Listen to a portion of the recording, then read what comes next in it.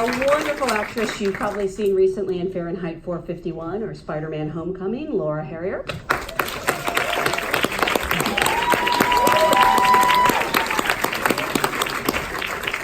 A fantastic actor who's worked with everyone from J.J. Abrams to the Coen brothers, Adam Driver.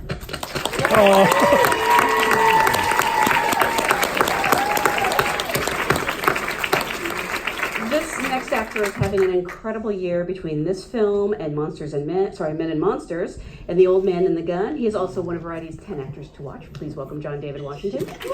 Woo!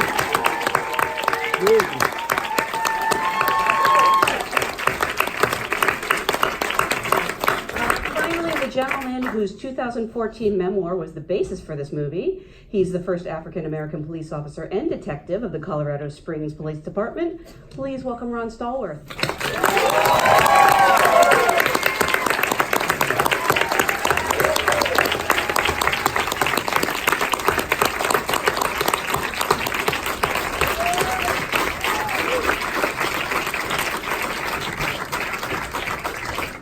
Thank you guys so much for being here with us on Election Day. I just want to start at the beginning because your story is so bizarre and audacious, it kind of has to be true. At what point did you realize you needed to tell this story, and who was the first person to come to you and say, this is a movie? Nobody ever said it was a movie. Nobody told me to write the story. I sat on it for all those years. I wasn't allowed to talk after it immediately happened because I was ordered not to talk to anybody, to destroy the records and whatnot, the files, which I didn't do, by the way. And that's how the book was written, based on the official police reports, which I still possess. But 2013, I just decided I want to tell the story. And I sat down and put pen to paper and began writing March of 2013, and 9 months later, BlacKkKlansman was completed. Wow. And was it Jordan Peele's production company who originally optioned it? No. Originally, it was QC Entertainment, Sean Reddick at QC Entertainment, and then they got it to Jordan. Jordan got it to Spike, and the rest is history. I mean, it's such a great story, so it doesn't surprise me, but I mean, in your wildest dreams, who is better than Spike Lee to make this movie? I couldn't have asked for anything more than one of the 50 greatest directors in motion picture history to tackle my story. Dream come true. And for the actors, I'm curious, how did the story find its way to you? And did you know from the start that it was a true story? Because it like I said, it sounds so crazy, you would almost think it was made up. I couldn't believe that I'd never heard of this story. I mean, I went to a historically black college, Morehouse College, class of 06. So I'm okay. So I feel like I'm familiar and know my history and my culture, but this one slipped through the cracks. It was crazy. So, the soft pitch was when I got the soft pitch of it, I was like, yeah, okay, this is the Dave Chappelle play on that. We're gonna do, this still could be cool though. But then when I got a hold of the book, I was blown away. I couldn't believe it. And like to echo what Mr. Stallworth said, the rest is history. Adam, for you? Yeah, it was just a conversation with Spike, and then read the script, and obviously it was an incredible story. And he just said that John David Washington's going to play Ron Stallworth, and he's the truth. So I'm like, okay. And that was it. And we just talked about it, and that was all. I love that description. Yeah. He's the truth. Yeah. No, what he is. I was going to say it. It turned out to be true. Got a true in it. John David, did he say anything nice about Adam? Did Spike say anything? Yeah. No, he was just like, yo, we got Adam. We got him. I know what that meant. Yeah. You told me before you were kind of geeking out a little bit. Yeah, I mean, I was, and I believe we're best friends, so. Give a damn what he thinks. We're not. Oh, stop. No, we don't. Laura, for you? I didn't know that it was a real story until I met with Spike. Even reading about it. I mean, Spike didn't let me read the script until I got the part. So then we met Mr. Stallworth, of course, and all the pieces sort of fell together between reading the book, talking to him, talking to Spike. It's just so crazy that we don't learn about this in school, because we should. So Hopefully now we will. exactly. Great. So I think I'd seen Ron on CNN around the time the book came out, because I just remember thinking, well, that's insane that actually happened. But then the way I found out about the movies, I just heard that there was going to be a new Spike Lee film, and I said, could I please read it? And then I remember I read it over a weekend, and I called my agents, and I said, I think I have a take on David Duke. Silence. They said, which is true, which is, sometimes it's an ego thing with actors. They said you're gonna have to go, read for it and audition. And I thought, absolutely, it's not like anything that I've ever done. There's no reason that anyone should think that I could play it. It's funny, a lot of people have been saying to me since it came out, oh, you look like him, and it makes a lot of sense, but no one at the time thought that. So I went in to meet with Spike, and the audition was the most uncomfortable dialogue. I was trying to rehearse it the night before, and I was alone in the room, and I couldn't say half the words. But this is why Spike Lee is such an amazing director.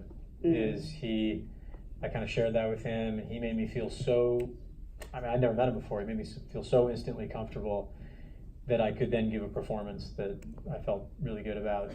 But I really owe it to Spike. I'm curious what sort of research you put into these roles, and obviously you were able to meet the real Ron. In some ways that had to be amazingly helpful, but is it also intimidating when the person I'm talking about you like you're not here, the person you're playing is right there? Right. I'll tell you what was more intimidating was once we had it in the can and knowing he was going to see it. I knew that I knew what hour he was going to see it. I was just like, I was in knots. The research was the fun part. The journey was the fun part. It was a lot. I sort of stripped my diet. I stripped all R&B and hip hop and EDM away from my diet, and there was nothing but 60s and 70s music. And I was doing that for like 3 months. I was going to sleep to Soul Train every night. Seriously. And I watched Superfly like every week. Is there any other music besides 60s? Yes, sir. You'd be surprised. So thank you. No, so that was the fun part of just sort of getting it into my DNA, getting it into my spirit. And some documentaries, Black Panther mixtape. The CNN, the 70s era, like all sorts of documentaries that were great and very helpful. Adam, I don't know if you can tell us, because I know your character is based on Ron's real partner, but we don't know his name in real life. Were you able to meet with your real life counterpart, or what did your research consist of? No, he wasn't a part of the discussion about it. The only thing that was like any kind of descriptive was that he wore flannels all the time. That was the only information that I had to kind of go on. But then if the script is really good and it's well written, we had a lot of 2 weeks of rehearsal prior to hash out everything, and if you're kind of surrounded by great actors, it's like it really makes a lot of things easy. How much of a resource was Ron? I mean, were you around that they could ask you questions, or did you sort of not want to be on set? I was only invited to the cast read-through, where I met these folks. John David and I exchanged numbers. Adam contacted me briefly and spoke to me. He later called me, Adam did. My wife and I were traveling down the highway on Interstate 25, headed on vacation, and I get a phone call doing 70 miles an hour. And he introduces himself on the phone, and I looked at my wife and I said, Kylo Ren, Kylo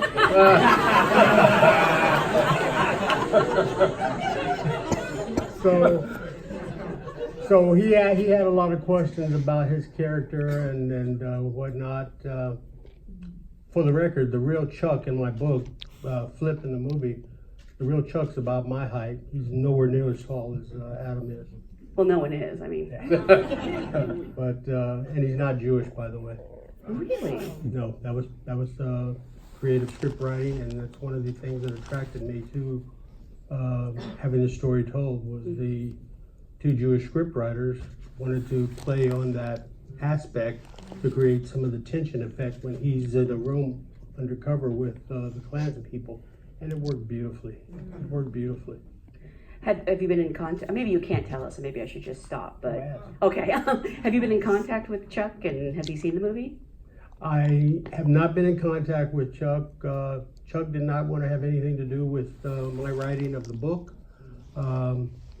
He made it very clear he wanted nothing to do with it. I thanked him, and this was 5 years ago. I thanked him, and we went our separate ways. And since the movie has come out, I did reveal to one reporter that I trusted who Chuck was for him to do a story.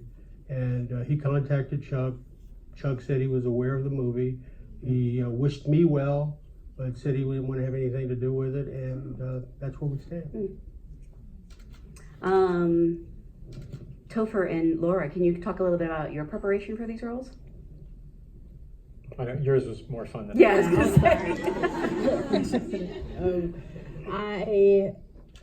So I initially met Kathleen Cleaver, who was one of the leaders of the Black Panther Party, and Spike had her over to his house, and we just got to hear her stories and ask her questions about her life with Eldridge and how she got involved in the movement. So that was a really good sort of jumping off point to my research. And then I talked to a lot of people and people who were active during that time, read a lot of Angela Davis's books and watched a lot of interviews with her. And yeah, I also, listened to the music. JD and I shared an iPod on set that I think was your dad's. And then Soul Train, and just trying to immerse myself into that time period as much as possible. And I contacted the BSU at Colorado College too, which was really helpful, and spoke to some people who were active in the BSU during this time then. And that was cool just to get to kind of talk to regular people who, were involved instead of, the famous ones who are the figureheads of these movements, just wanting to know why they felt the need to be politically active. And for me, great, very different, not as fun, less music. It was like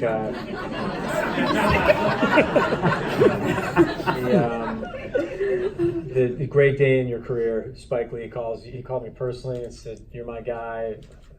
This is amazing." He's a terrible man, but it's a great, juicy role.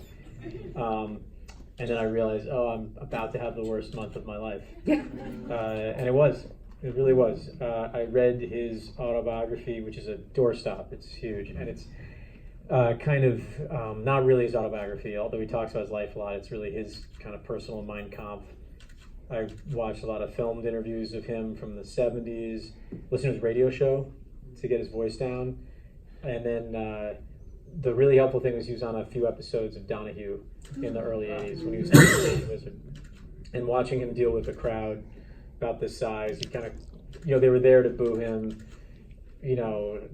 Donahue would have him on and they'd all start booing him. By the end of the half hour, they were like listening to him a little bit. Like they hadn't turned, they weren't cheering for him, but he'd turned the room a little bit. And I thought, this man is very evil because he's very, I don't want to compare him to any other leaders, but he's very charismatic in the media.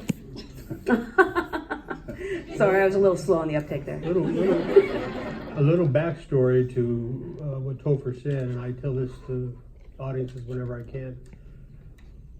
I dealt with David Duke directly and talked to him directly. Topher, at some moments in this film, Topher captures David Duke to a T. He looks like him in some cases, and he sounds like him in some cases, the David Duke of 1978. That's how good his portrayal was. No, thank you.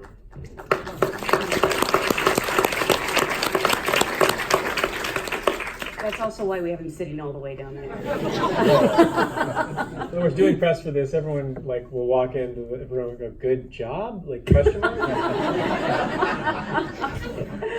I want to talk about the chemistry in this movie because so much of the movie hinges on it. And not just John David and Laura. I mean, I don't know if you guys had any kind of a chemistry read, or really, did you not meet each other until? I don't know. We didn't meet until we were both cast. Wow. Spike made us go to lunch. Yeah, made us go to, yeah. Had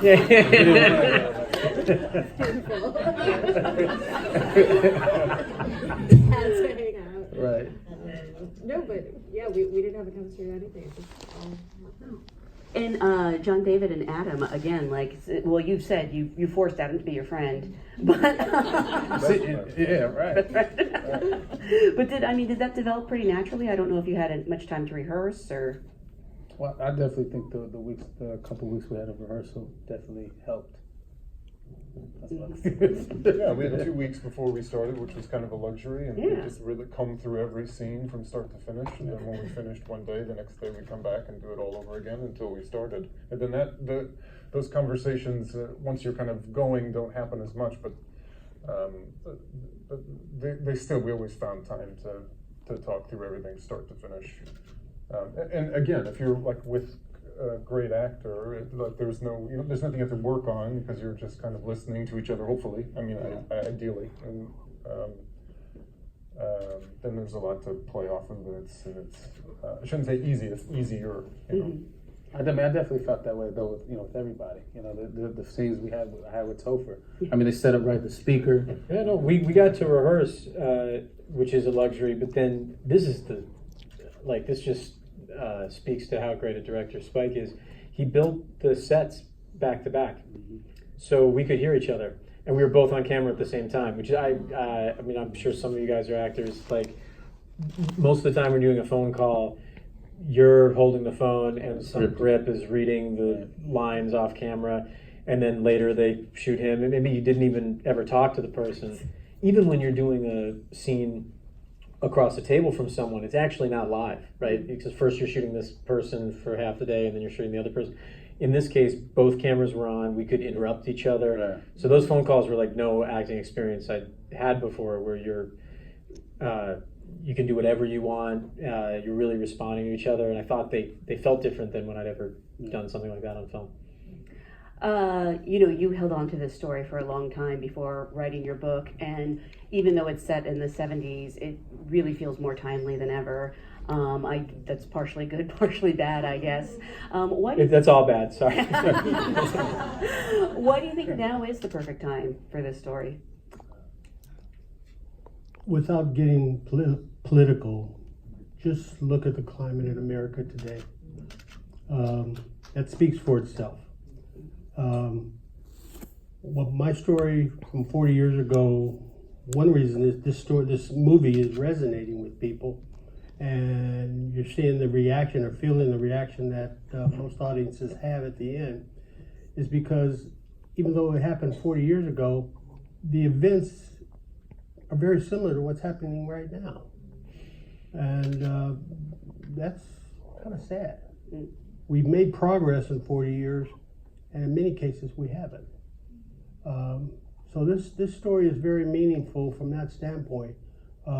It captures the essence of an incident in my life, a chapter in my life from 40 years ago, but that chapter is still alive in this day and age. I'm going to take a couple questions from the audience. If you have one, raise your Can't see hand. anybody. What's that? I can't see anybody. I know, but I can see a hand right there. All right, so my question is for you, Topher. Just about you had to kind of stew in a kind of a hate-filled, place going into David Duke. And when the film was over, and forgive me, it's a little personal, but I'm really curious. How did you sort of process that out, or did that make your relationship with racism or Black people better in some way or worse? Like, what was that like after you sat in that for so long? Well, first, it didn't change any of my attitudes. I agreed with what Spike was saying before the film started. It's part of the reason I wanted to do it with Spike. I don't want to play David Duke in anything. I wanted to play David Duke in a Spike Lee joint. And I also really loved what the script was saying and how it was saying it. I was like really depressed after that month of research. I mean, my wife just hated that period of time. I just go back into my office and, you almost feel like when you're reading some of that stuff, like you're complicit just because you're processing the words. I mean, it's really tough stuff. The good news was when the filming started, for me, the experience of making the film was very similar to what it feels like watching it, which is it's very heavy subject matter, but it's really fun. I mean, it's really, really entertaining film, which I think is great because it invites more people to the table to talk about a really important issue. It certainly doesn't pull any punches, but it's not all one tone. So when we were on set, I felt like, oh, this is, I wouldn't call it fun because it was very hard work and the subject matter was really heavy, but it was, it's fun working with great actors, or it's so rewarding. So I felt so great about the work and about that environment. And then also to have Spike there there were 1 or 2 days where we were doing all Klan rally stuff. And that was also, I'm not an actor who like takes it home with me or something. I'm not like a very method person, but once or twice on this, I just was so overwhelmingly depressed. I mean, I'd be shouting hate-filled stuff and then, 300 people would be chanting it and following my lead, and just felt terrible. And that's when Spike would come over and kind of, I wouldn't say Spike doesn't coddle you as a director, but he'd just come over and kind of say, hey, essentially he'd say, I'm Spike Lee, I know what I'm doing. You're like, it's not like I'm going to take care of you or something. It's more like, what we're doing here is terrible. In the film it's intercut with a lot of things, but I had to do it all kind of at once. And he said, it will, you're serving my message and, what I'm trying to say, and you'll be happy when you see the film. And he was right, I really was. For those of you not playing David Duke, I'm curious, was it fun? Because there's some very funny stuff in this movie and some very dramatic scenes, and I don't know if you take that work home with you or if you're actually, there's levity on set. Well, I mean, I think we're in such a privileged position to be artists and to express and create, to tell these different people's, this man's story, so it's always fun to me because, it's such a luxury. So, I definitely enjoyed myself. I mean, to be able to hear the words cut and action and cut from a legend, you know what I mean? The kind of trust he had, I felt like he had for all of us, it was, that made it that much more fun. One thing, the levity, the laughter that you see in the film, ladies and gentlemen, that actually happened. It actually happened, and it was funnier in real life than what they portrayed. The last scene where he reveals his identity to David Duke, that never happened quite like that. David Duke didn't find out who I was until 2006. Wow. But I did have a conversation with David Duke in which I asked him those questions and said some of those things to him. And when you see Adam and Sergeant Trapp and everybody standing around him laughing, in real life, my sergeant was actually laughing so hard he would fall out of his chair on one knee, gagging for breath. And then, because I was supposed to be by myself, he would run out of the room to recompose himself, and then walk back in, hear me still talking like a white supremacist, and he'd turn around and crack up laughing and walk out again. So the levity was actually occurred. It was just much more funny in real life than what you see on the camera.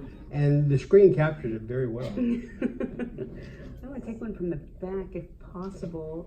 I can't see a damn thing. Let's just go here. Thank you for taking my question. I love the movie. I have a panel question. Your favorite Spike Lee joint? Favorites. Well, I have to Janelle included. do the right thing. Malcolm X. Kings of Comedy? Maybe. It depends on You picked the one movie without your dad? Really? Or I did that on purpose. Yeah, I'd say do the right thing. Yeah. maybe school days. We had a history teacher show us Do the Right Thing in 10th grade. It like, blew my mind. Yeah. I really do want to take one from the back. If anyone in the back has a question, go ahead. There's none in the back. Okay, great. You're all too shy back there. Anyone down here? So, really bright. Oh. Yeah. Okay, so this one is for lovely African American actors. When you have to leave after these kind of intense rallies and different scenes and go and look at what's going on in the world today and exist in our world, you're talking about how you kind of had to immerse yourself in the 60s and 70s music and everything. When you return to modern time, how was that transition for you, and did it change any the way you saw white people? Did it change how we saw white people? I mean, I was, you talking about during filming, I guess is what you said? During and afterwards. So yeah, well, I guess what I was during filming, and what I guess resonated even more were what's the connectability of the social narrative. How generational hate is and the vernacular of hate. So I find myself realizing due to the research and living in current times, the resurgences of the Klan. How cinema helped them with Birth of a Nation. How David Duke gave them a whole new face. How certain people's in power now are giving stuff a whole new face. So I'm seeing the connectability there, and how, we got a long way to go. Yeah, I mean, I agree with John David. It kind of just, I think Spike's so great through this film by creating this through line, kind of the trajectory of racism. We start with the scene from the Civil War and then ends with what you guys just saw from last summer. So that was really clear, just sort of as a viewer. I think personally, I mean, I didn't have any scenes in the rally like John David did, but I mean, working with Harry Belafonte and being in that scene next to him and hearing him tell that story, which is a true story, it was really moving and tough, but also sort of, I don't know, in a way it was hopeful to have somebody like that who's still fighting the fight and still bringing people together with people like Spike. I want to say too, also, I'm glad you use the word hopeful, because I also felt the same thing. You're talking about white people, but like a huge takeaway of this story is that Ron Stallworth received help, from white officers who believed in his mission as well. You know what I'm saying? So it's corny to maybe say, but it's about inclusion. It's going to take all of us together, to achieve what we're trying to achieve.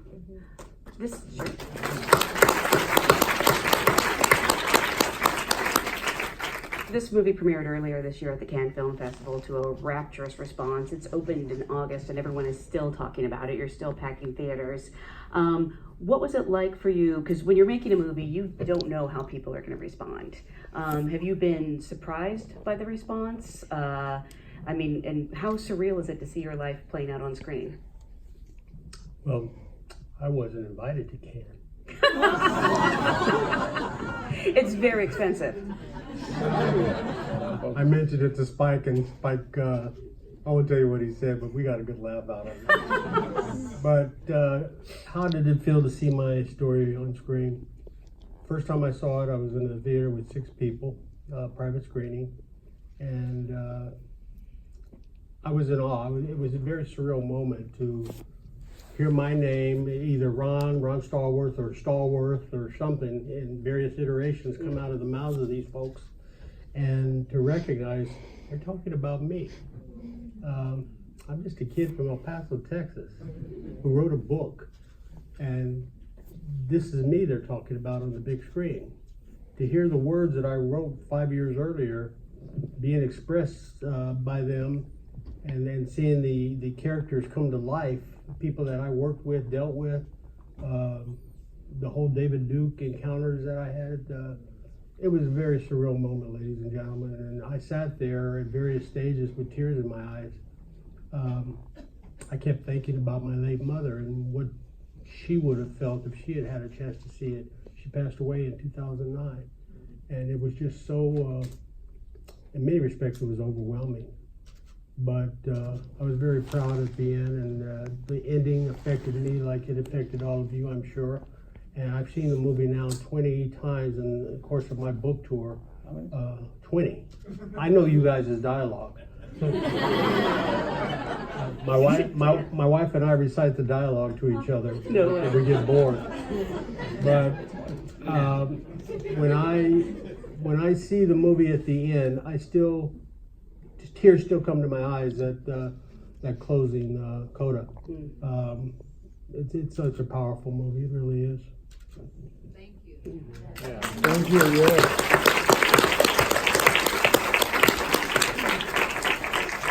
Actually, I think you guys are needed somewhere. So we are going to say good night. Thank you so much for being such a great audience.